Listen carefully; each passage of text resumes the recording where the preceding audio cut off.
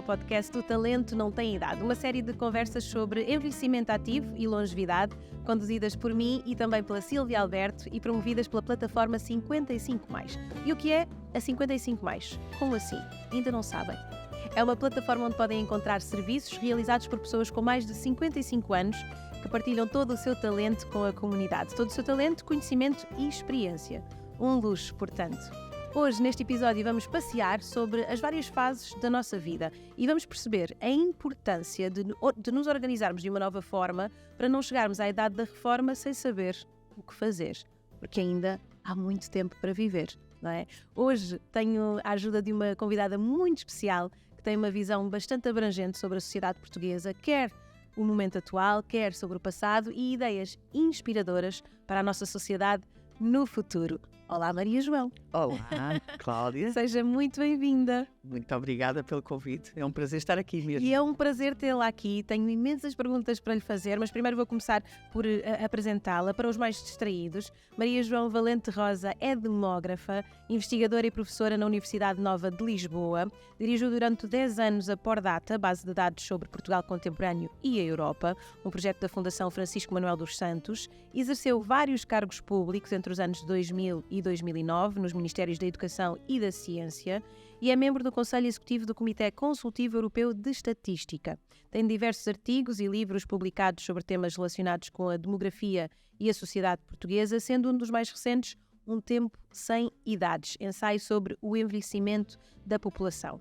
Disse tudo certinho? Tudo certo. Confere? Confere tudo. Maria João, nós aqui no podcast falamos sobre idade. Queria lhe perguntar qual é a sua relação com a sua idade atual. A minha relação é ótima, ou seja, eu tenho várias idades. Tenho a minha idade cronológica, que tem a ver com o meu ano de nascimento, não é? E nesse caso tenho 62 anos. Mas também tenho uma idade que para mim é muito mais importante e dou muito mais valor a essa idade, que é a minha idade prospectiva. Sim. Que é o número de anos que eu ainda poderei esperar viver e que ronda os 24, 25. Ou seja, eu tenho mais cerca de um quarto de século pela frente. Sim. Maravilhoso mesmo. E por isso há que preencher a vida, há que encontrar conteúdos para a minha vida, em função destes pelo menos 25 anos. Eu digo pelo menos porque eu acho que vou ultrapassar estes 25 anos. Eu espero que sim. E depois eu tenho outras idades. Tenho a minha idade biológica também, que tem a ver com o modo como estou, como me sinto, e do ponto de vista do meu organismo, como é que ele está. É muito influenciado por aquilo que comemos, o exercício físico que fazemos, exatamente, a vida que levamos. E que há uma parte que realmente tem a ver com a genética, mas o exercício, a alimentação, a exposição a certas toxinas, etc., influi muito. E por isso, neste caso, a idade biológica até pode andar ao contrário. Sim. Ou seja, enquanto que a cronológica anda sempre com as pontas de sim, tem um sentido. Exatamente, a único. biológica, se nós mudarmos, começarmos a alterar alguns hábitos, então podemos recuperar algum tempo e melhorar em termos da nossa saúde biológica. Portanto, temos várias idades no essencial. O balanço das 13 está bem ajustado em si? Sinto que sim. Sinto-me bem com as várias idades que eu tenho. Sim. A Maria João sabe muita coisa, já vamos falar sobre elas. O que talvez não saiba é que foi uma fonte não só de inspiração, mas também de muita informação através dos seus livros para a criação da plataforma 55+. Já sabia? Eu sabia. Já se tinha cruzado com a Helena. A Helena já me tinha dito e para mim foi uma honra incrível poder ter contribuído de algum modo para este projeto fantástico. E é muito bonito também ver que o seu trabalho, que fala precisamente sobre esta questão do envelhecimento da nossa população e a forma como nós podemos lidar com isso de uma forma melhor, é muito engraçado ter uma aplicação prática num projeto empreendedor, não é? De uma cidadã preocupada. Exatamente, e que pode fazer toda a diferença, e que faz toda a diferença, não só em termos individuais, porque este projeto é muito importante para cada um de nós enquanto pessoas, mas também em termos coletivos. Perceber que, do ponto de vista geral, que as pessoas a partir de uma certa idade não são mais nem são menos e até podem ser diferentes daquilo que eram. Portanto, há aqui uma dupla visão que é necessário que nós tenhamos, que é a visão do nosso interesse enquanto indivíduo, mas também do nosso interesse coletivo. Sim. E eu estou particularmente agradecida, enquanto cidadã desta sociedade, também a este projeto 55 e mais, enquanto cidadã. Sim. Depois, enquanto pessoa, é claro, ainda não faço parte da rede, mas eventualmente um dia irei experimentar. E podemos fazer parte da rede de várias formas, não só colocar os nossos serviços na plataforma, como também usufruir dos serviços da plataforma, que são imensos, desde babysitting a catering, há imensas coisas, podem procurar mais em 55mais.pt. Grande parte do seu trabalho é sensibilizar sobre os problemas de envelhecimento da população portuguesa e procurar algumas situações. Como é que caracterizaria, assim, de um modo geral, obviamente, como é que caracterizaria a situação atual de Portugal? Bem, realmente Portugal é um país da Europa que conta com cada vez mais pessoas nas idades superiores e cada vez menos pessoas nas idades mais jovens. Aliás, desde 2010, o número de pessoas com 80 ou mais anos ultrapassou o número de pessoas com menos de 5 anos em Portugal. Sim. E isto tem vindo a acontecer, mas não é fruto de um acaso. Portanto, isto resulta de importantes ganhos e conquistas sociais que se fizeram sobre a morte. Morremos menos, estamos muito mais desenvolvidos e por isso as pessoas, do que no passado, e por isso as pessoas conseguem chegar a idades com vida, a idades mais avançadas e aí viver mais tempo. E é isso que está a contribuir de algum modo para aquilo que nós chamamos o envelhecimento. Mas diria que se as causas que motivam o envelhecimento têm a ver com o desenvolvimento, então devíamos estar todos contentíssimos com isto que está a acontecer na cidade portuguesa. É uma vitória, por assim dizer. É uma vitória e digo-lhe, eu quando nasci, Portugal no quadro da União Europeia era o país menos envelhecido, ou seja, que tinha menores percentagens de idosos e maiores percentagens de jovens, da atual União Europeia, claro. E acontece que era o menos envelhecido pelas piores razões. As pessoas morriam cedo, porque o analfabetismo era incrível, porque a mortalidade infantil era terrível, etc, etc, etc. E isto, o planeamento familiar era praticamente inexistente, portanto, isto era muito mau. Ora, nós alinhámos com a Europa mais desenvolvida e com o mundo mais desenvolvido. Portanto, o envelhecimento é um sinal de desenvolvimento. É um sinal de desenvolvimento. Nós estamos aí a lidar muito mal com isto. Ou seja, nós... E porquê? Porque sempre que eu ouço falar sobre o envelhecimento da população portuguesa, é sempre num lugar de alarme, não é? Invertemos a pirâmide, é sempre num lugar de alarme, mas se calhar também porque os nossos modus operandi são baseados nessa força do trabalho e da juventude e não adaptámos uma série de coisas. Sim, também, embora também as pessoas hoje com 60 anos, 65, 70, o que quiser, são bem diferentes daquelas que tinham a mesma idade há umas décadas, não é? Sim, portanto, também temos que adaptar as nossas lentes. Agora, eu acho que a grande razão da nossa angústia não tem a ver com a demografia, porque ninguém quer voltar atrás, porque a alternativa ao envelhecimento, nós sabemos qual é, e ninguém quer mesmo. Pois. Eu acho que queremos mesmo viver. Agora, o problema é que nós não queremos, temos uma grande resistência à mudança. Para mim, é a grande razão. Ou seja, estamos a resistir muito a mudar certos princípios que herdamos de um passado que não tem nada a ver com o nosso presente, nem terá nada a ver com o nosso futuro, e que nós continuamos a fechar-nos sobre esse passado e dizer assim, sempre foi assim, portanto vamos continuar. Quer enumerar assim, algum desses princípios? Um dos princípios, por exemplo, é o modo como organizamos a nossa vida. Em 3 fases. Uma fase que é a fase de formação, em que aprendemos, estudamos, quando somos jovens. Depois saltamos para uma outra fase que que é determinada mais ou menos em função da idade. Saltamos para outra fase que se chama a idade ativa, onde aí temos que trabalhar, e depois saltamos para uma terceira fase que é a função da idade, muitas vezes definida pela idade de reforma, que é a idade de reforma, em que aí dizem-nos, bem, então já trabalhaste, agora vamos descansar. Muito bem. Este modelo fazia sentido, ou fazia algum sentido, quando as sociedades eram sociedades muito sustentadas na força física, sim. As pessoas viviam pouco tempo, havia renovação de gerações, etc. Nada disso se verifica. Ou seja, para além deste modelo trifásico, portanto, com estas 3 fases, ser antinatura, porque o processo de envelhecimento é um processo contínuo, nós não damos aos solavancos, adormecemos e do dia para o outro, acordamos reformados, mas o que é que aconteceu pelo meio? Apenas dormimos, não é? Portanto, para além de ser antinatura, é completamente desfasada a realidade. Porquê? Porque nós precisamos, por exemplo, de fazer formação ao longo da vida. Nós sabemos que os conhecimentos estão sempre a evoluir, estão sempre a mudar. O que aprendemos na escola quando éramos pequenos já não nos basta para o nosso dia-a-dia. Nós precisamos de fazer formação ao longo da vida, quer para adquirir novos saberes, quer para atualizar saberes. E isso para manter jovem o nosso cérebro, não é? Mas porque precisamos de acompanhar os tempos da sociedade, porque os tempos da sociedade são de mudança muito acelerada e por isso não nos basta aquilo que aprendemos até aos 20 anos. Nós precisamos de continuar a fazer formação. Por outro lado, em termos de trabalho, também o trabalho é entendido, claro, como uma fonte de rendimento importante, mas o trabalho não é só uma fonte de rendimento. O trabalho é uma fonte também importantíssima para muitos de interação social e de realização social. Portanto, o que é que acontece? Acontece que, a partir de certa idade, dizem já não queremos mais saber de si.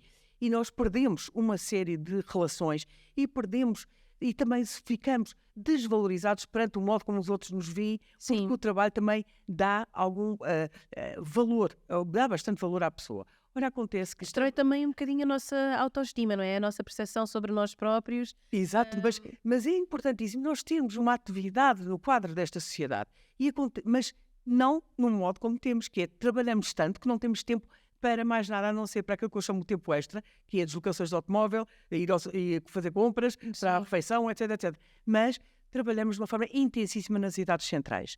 E depois damos com uma idade em que dizem agora saia, e essa idade está a alargar-se esse período, porque nós acabamos por, com o aumento da esperança de vida, a esperança de vida está a aumentar nas idades superiores, como é sabido, e esse tempo de vida, que é o tempo de reforma, tem-se vindo a alargar. E a minha pergunta é, a reforma faz bem à saúde? Eu acho que não. Nos primeiros 2 anos as pessoas andam radiantes, felicíssimas. Ai, que bom, libertei-me daquilo que era um terror, que era aquele trabalho que eu odiava e que não tinha tempo. Todos os dias. Mas se tudo fosse pensado de uma forma harmoniosa, e quero eu dizer com isso que a nossa vida, e por isso a pergunta que me fez é, então, como é que nós temos que mudar? Se calhar nós temos que pensar de forma diferente. Pensar de forma diferente é pensar de forma radicalmente diferente. Não é só mudar uma ponta ou outra. É irmos à raiz. Irmos mesmo e imaginar uma vida, um ciclo de vida adulta, a partir da idade adulta, em que a formação é possível ao longo de toda a vida. O trabalho é menos intenso e não tem que ser um único trabalho que nós vamos ter na vida. Nós temos que ter tempo, temos que ter um trabalho, mas, como nós sabemos, cada um de nós vai mudando ao longo da vida e o que eu sou hoje é muito diferente daquilo que era quando tinha 20 anos ou quando tinha 30. E vou mudando também os meus interesses. E faz todo sentido eu, a determinadas fases da minha vida, fazer uma paragem, a chamada uma sabática, para desenvolver um projeto que tenha muito a ver comigo, para poder, numa segunda atividade, ter uma atividade mais de acordo com aqueles meus interesses e com as minhas competências, etc. E fazer uma vida em que posso ter várias atividades profissionais sequenciais, com paragens a meio, com menos tempo de trabalho e por mais tempo.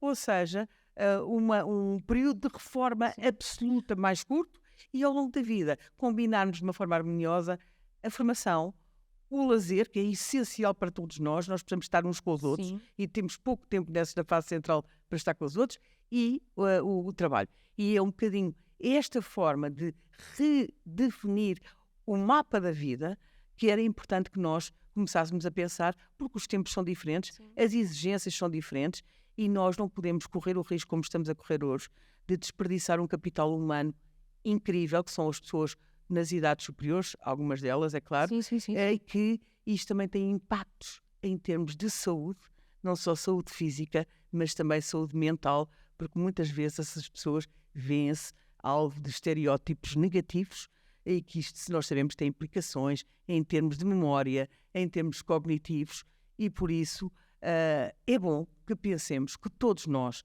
temos um valor. É preciso descobrirmos qual é o valor e que a sociedade nos permita pô-lo em prática, valor... não é? Exatamente. Sim, e que esse valor conte.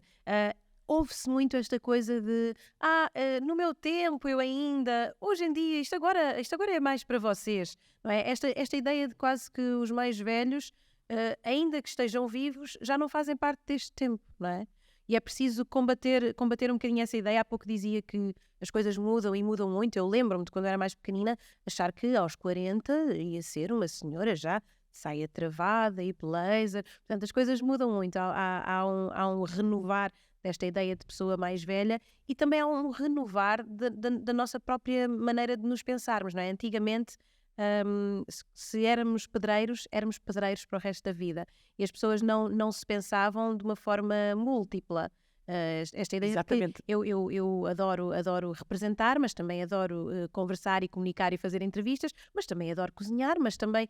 E esta ideia de nos podermos ir concretizando na nossa tridimensionalidade não só é mais natural, como traria benefícios amplos para toda a sociedade. Para todos. Aliás, nem a tridimensão, eu diria que era multidimensão. Nós temos muitas dimensões mesmo. E realmente nós temos mesmo que fomentar das pessoas, porque o ter um propósito para a vida dá anos de vida. Sim. E por isso nós precisamos de ter propósitos para a vida e saber porque é que acordamos hoje e o que é que vamos fazer hoje e o que é que os outros esperam de nós hoje. Porque os outros não esperam nada de nós. E se o que nós fizermos é completamente indiferente, for completamente indiferente para os outros, isso é muito mau. E é muito mau para nós e também é muito mau para os outros. Portanto, é preciso, agora, dizemos, mas a nossa idade já não é... A sociedade deve ser construída realmente para todas as idades interessam. Não há idades melhores nem piores. Cada um, agora, também dizer que por se ter uma determinada idade é melhor, porque ser mais velho é melhor, é mais sabedor, ou ser mais novo é mais imaturo, não faz sentido. Ou seja, as pessoas valem por aquilo que são. E era preciso também desconstruir, que é algo que também vem de trás, porque estas barreiras da idade. Ou seja, nós utilizamos lentes, muitas vezes, para definir o que é que o outro vale. Olhamos para uma pessoa e, em vez de começarmos a conversar com ela e perceber o que é que ela vale, não. Percebemos qual é o sexo que tem muitas vezes e tentamos tirar aí mais ou menos a idade que tem, em função da idade que tem. Esta pessoa pode ter mais interesse ou menos interesse. Caixinha. Não, mas espera, mas é que a pessoa não é uma idade. E muito menos uma idade cronológica. Pô-la numa caixinha, portanto, a pessoa tem que ser vista em função da sua valor. Subjetividade. Exatamente. E cada pessoa, e por isso é que eu comecei por dizer que tínhamos várias idades, porque aquela idade cronológica que é uma ditadura, porque nós olhamos, é tudo em função da idade cronológica, diz-nos muito pouco, porque temos muitas idades e cada um de nós vive a idade à sua maneira. E o facto de eu ter cronologicamente 60 ou 62 não diz nada sobre aquilo que eu posso ser e aquilo que eu sou. E por isso há uma ideia de nós todos termos, enquanto sociedade, podermos realmente realizar um projeto em que todos possam ter algum sentido e possam participar. E pôr à margem alguns, repare, é inconcebível. Eu andei, os formados, a idade da apresentação da administração pública, dos funcionários públicos, vá lá, aos 70 anos. Portanto, aos 70 anos a pessoa acabou, ou seja, sai. O que tem causado enorme insatisfação, mesmo aos mais variados níveis, por parte de quem é alvo, porque sendo que aos 70 anos, mas porquê? Eu ontem tinha 69 e que estava quase aos 70 e ainda era fantástico. Hoje aos 70 já ninguém quer saber. Bem, e fui ver. E o engraçado é que essa idade de 70 anos vem de um decreto de 1929, ou seja, já se passaram quase 100 anos. E nós continuamos com os 70 anos. Uma pessoa de 70 anos hoje não tem nada a ver com uma pessoa de 70 anos no passado. E como é que nós mantemos estas... agarrados a marcadores que já não nos servem. Marcadores, a tudo. Ou seja, o passado, e no meu tempo é que era, não é no meu tempo é que era. O tempo passado passou. Agora, para mim, a minha aposta é o futuro. O que é que nós temos que olhar para o futuro e deixar de estarmos agarrados ao passado. O trabalho para a vida já não existe. Diziam assim, isso é péssimo. Pois é, mas depois também tinha outras consequências que também não gostava. Portanto, a sociedade passada tinha coisas boas. E tinha alguma comida, se calhar, muito mais saborosa do que hoje. No entanto, havia aspectos, se calhar, a comida muitas vezes não era tão saudável. Ou era mais, ou era menos, depende. Mas, havia menor mobilidade, havia... E a pessoa tem que se redescobrir. E todos nós sabemos fazer muitas coisas e é preciso que em cada idade consigamos perceber qual é a área onde podemos fazer a diferença para nós e para os outros. A Maria João costuma dizer, que eu adoro, é preciso celebrar o envelhecimento. Mas como é que nós podemos fazer isso quando a sociedade está carregada de preconceitos, de estigmas, discriminações várias em relação ao que é ser mais velho. Como é que podemos fazer isso? Bem, podemos, por um lado, em termos de sociedade civil, organizarmos e com iniciativas como esta da 55 e mais, que ajuda a quebrar muitos mitos e muitas ideias feitas que as pessoas, a partir de uma certa idade, já têm pouco para oferecer. Portanto, isto é um ponto em termos da sociedade civil. Por outro lado, é preciso quebrar mitos, mas estes mitos não se quebram só são mitos fundadores, não é? São mitos fundadores, mas que devem começar a ser trabalhados na escola. Sim. E na escola enquanto ser pequenino. Claro. Porque nós muitas vezes, quando falamos de envelhecimento e de longevidade, parece que estamos a falar para um público mais velho, pois aquelas pessoas que já estão nas idades superiores, e as crianças dizem assim, isto não me interessa nada porque ainda falta tanto tempo, para que é que eu me vou preocupar já com isso? E quando há um elo tão natural entre os mais novos e os seus avós, não é? De alguns quando casos... há um elo tão próximo, porque nos casos em que essas famílias existem, não é? E estão próximas, os avós, os pais e os netos, é um elo muito natural. A ligação entre um avô, uma avó e um neto, uma neta, Exatamente. é uma ligação muito natural. Muitas vezes é uma ligação natural. E é uma ligação natural porque também foi alimentada, e diria mais, os avós, os netos, muitas vezes os pais que têm a sua ligação com os pais e depois simultaneamente com os filhos, vários papéis em simultâneo, o dar apoio aos pais e dar apoio aos filhos, aquela geração sanduíche que todos nós sabemos o que é que isto significa. Bem, em termos familiares, as gerações nunca foram tantas como hoje, o que é riquíssimo. Temos tantas gerações em presença, nunca isto tinha acontecido no passado. Sim, os meus filhos têm bisavós. Exatamente, é uma coisa fantástica. Portanto, e uma criança que nasce hoje em Portugal tem... ou 50% das crianças, melhor dizendo, que nascem hoje em Portugal, têm a hipótese de ultrapassar com sucesso a barreira dos 100 anos. Portanto, nós estamos a falar de vidas de 100 anos. Sim. Vidas de 100 anos, já viu a quantidade de gerações em simultâneo. É uma riqueza incrível que podemos aproveitar. No entanto, e vão-se criando, e por isso, aliás, estas relações familiares, que avós, netos, etc., são muito, muito interessantes e são particularmente vividas no caso das mulheres. Também porque as mulheres têm uma esperança de vida superior, mas não é só por essa razão. Do seu lado cuidadoras, não é? Continua a recair sobre elas as grandes responsabilidades da casa, do cuidado dos filhos, etc. E também dos pais. Dos netos. E por isso acaba por ser, embora os homens também acabem por ter aqui um papel importante, mas são mais, aliás, é giro. A única, por enquanto, pode ser que alguém descubra outra palavra, mas até hoje a única palavra que eu descobri em português que, quando se faz um plural e existem dois sexos, dois géneros, se faz no feminino, é a palavra avó. Porque se eu tenho um avô e uma avó, eu não digo os meus avós, digo os meus avós. Mas se eu tiver um irmão e uma irmã, eu digo os meus irmãos. Tudo se faz no masculino. Os meus pais, tudo se faz no masculino, exceto a palavra avó. É muito bonito esta descoberta minha, acho eu que é bonita.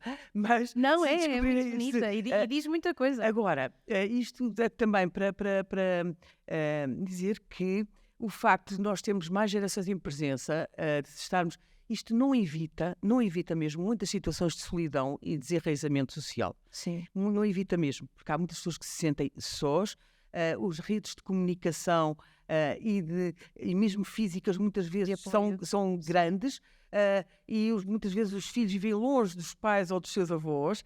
A forma de comunicar também, nem sempre os avós ou os bisavós entendem as novas formas de comunicação dos seus netos ou dos seus bisnetos, e por isso é preciso trabalharmos muito esta ligação de partilha não só de tempos, porque é preciso partilhar tempos, mas também partilha de espaços.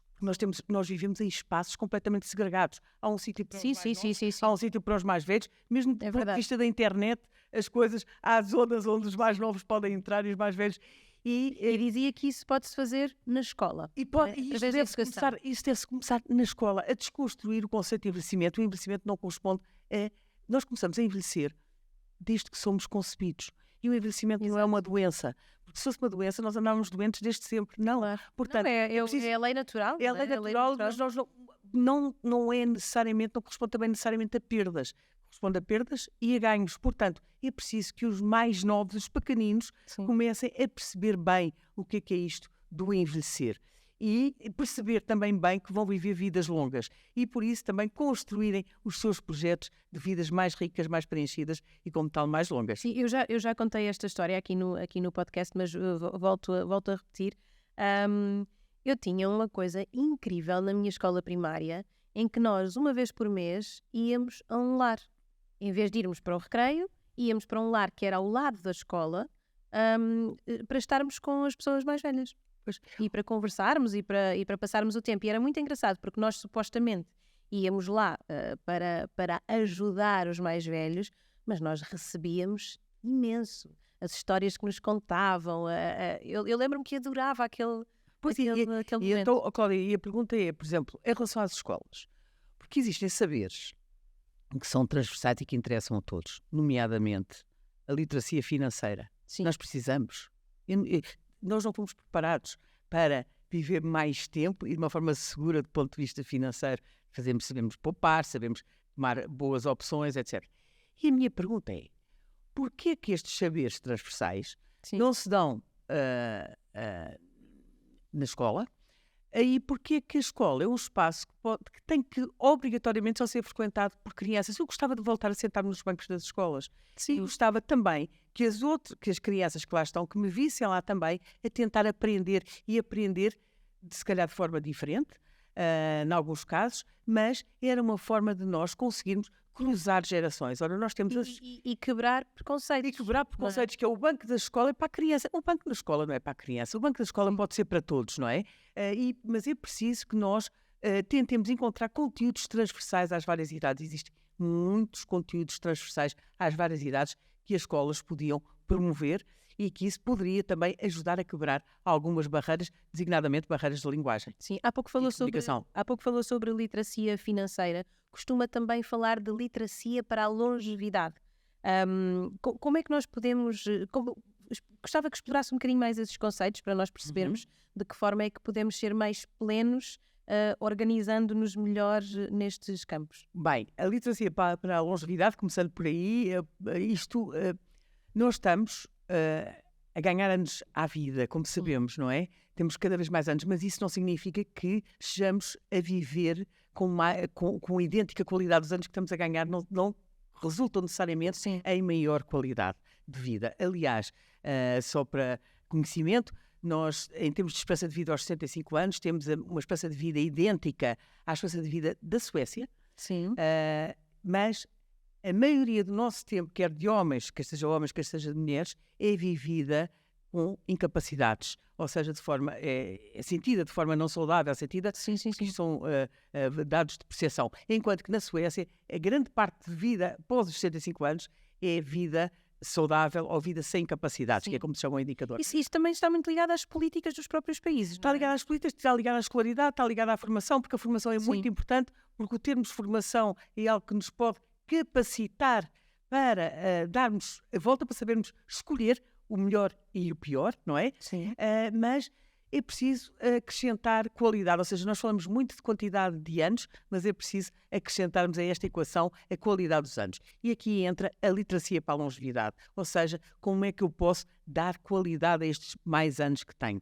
É saber, em primeiro lugar, que vou ter esses mais anos e focar-me no futuro e não no passado. Ou seja, tentar encontrar formas, desde comportamentos e ações de prevenção de certos comportamentos que me vão e que vão implicar comigo em termos futuros, desde a alimentação, à mobilidade, etc., que são importantes. Portanto, e olhar para mim próprio e pensar em mim enquanto projeto de futuro. Sim, ou seja, que não seja uma idade de vou ficar aqui à espera do momento final. Estimular, também mais uma vez olhando para o futuro. Portanto, o foco deve ser o futuro, a literacia para a longevidade é o foco no futuro.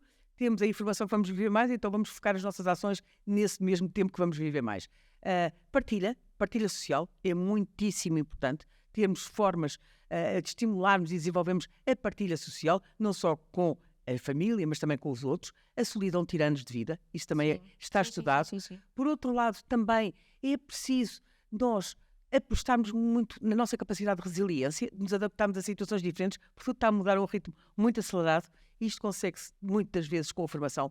é preciso desenvolvermos os tais propósitos da vida, propósitos que vão mudando ao longo da nossa vida, porque tudo se vai modificando, nós também nos vamos modificando, mas sabemos que vamos viver mais tempo. E portanto, temos uma razão o que é para que o nós fazer, vamos não é? fazer amanhã? E são esses propósitos. Eu hoje, por exemplo, sou dentista, se calhar adoraria ser carpinteiro, adoraria, Sim. mas não tenho tempo, e então vou apostar no tempo que posso, naquela bolsa que me é concedida, por uma bolsa de horas, para começar a desenvolver estas minhas capacidades. Programar a nossa vida. Programar, no fundo. planear, ou seja, olhar para a Sim. frente. E a literacia para a longevidade é exatamente isso. É uma forma de olharmos para a frente as nossas vidas e não olharmos as nossas vidas às arrecuas. Sim. Ou seja, não olharmos as nossas vidas enquanto um espelho que só nos reflete naquilo que fomos, Sim. e olharmos para as nossas vidas enquanto uma Aquilo que janela. ainda podemos Uma ser. janela. Ou seja, naquilo que podemos ser e olharmos para esse horizonte. Sim. E é isso que a literacia para a longevidade, de uma forma simples, é claro. A Maria João tem aqui uma ideia que eu acho genial,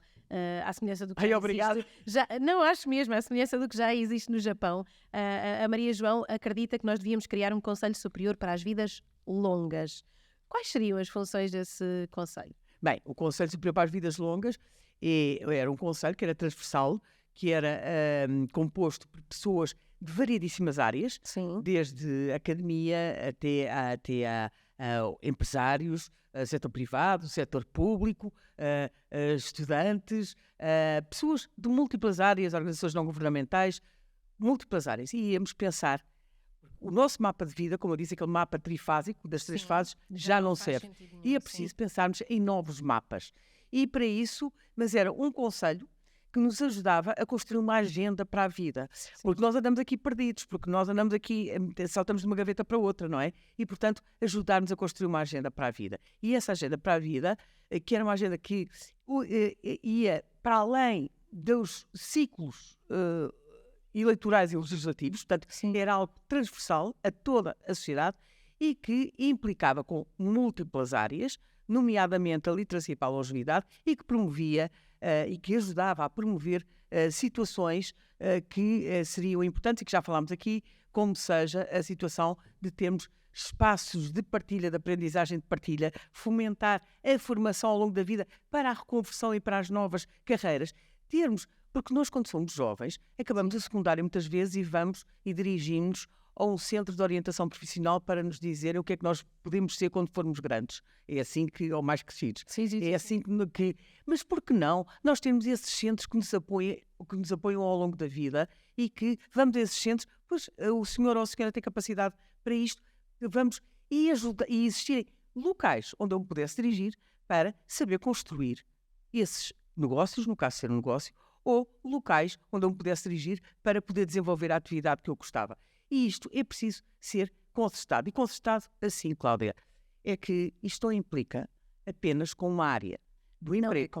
Implica com educação, implica com saúde, implica com o mercado de trabalho, implica com a economia, implica com justiça, implica com muitas áreas. Sim. E por isso, só um conselho desta forma, que me conseguisse mexer com todas as áreas que estão elas divididas. Não, isto é educação. Não, aquilo é saúde, já não é comigo. Aquilo, Sim. não. E conseguisse mexer de uma forma ampla, integrada, todas estas valências que fazem parte da nossa vida e que só artificialmente, do ponto de vista de governo, é que estão separadas, Sim. é que podemos pensar numa vida, porque uma vida é algo que é muito complexo e muito completo e muito amplo. Sim. Portanto, o conselho era um conselho alargado a pessoas de várias frentes. Dentro da academia, nós iríamos pensar, vá lá, em várias áreas que tinham que lá estar. Uma delas, que as pessoas às vezes acham estranho, é a filosofia. A filosofia é muito importante. Sim, sim. Outra área importante é a matemática, também muito importante. E tínhamos várias áreas que tinham, para além da sociologia, há umas que são mais óbvias, não é?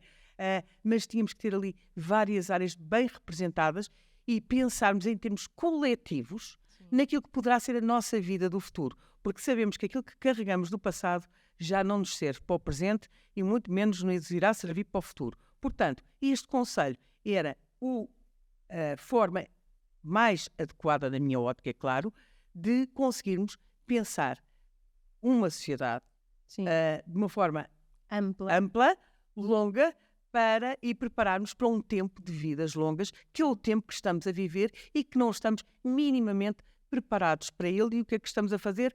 Vamos pondo paliativos mesmo na Segurança Social.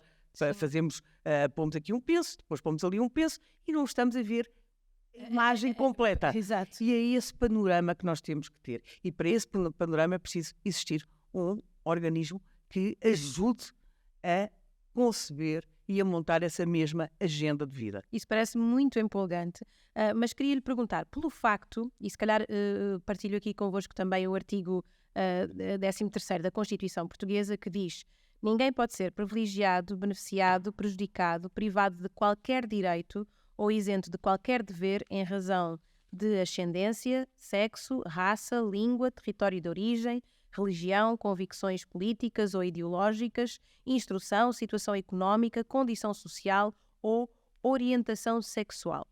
Acha que o facto da idade não aparecer neste artigo também é uma forma de, não nomeando, não nos concentramos nisto, que também é importante?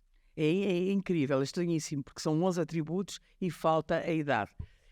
Parece que existe na sociedade um consentimento tácito em relação a esta situação que, eu não gosto do nome, mas é chamado por idadismo, que é a discriminação em função da idade.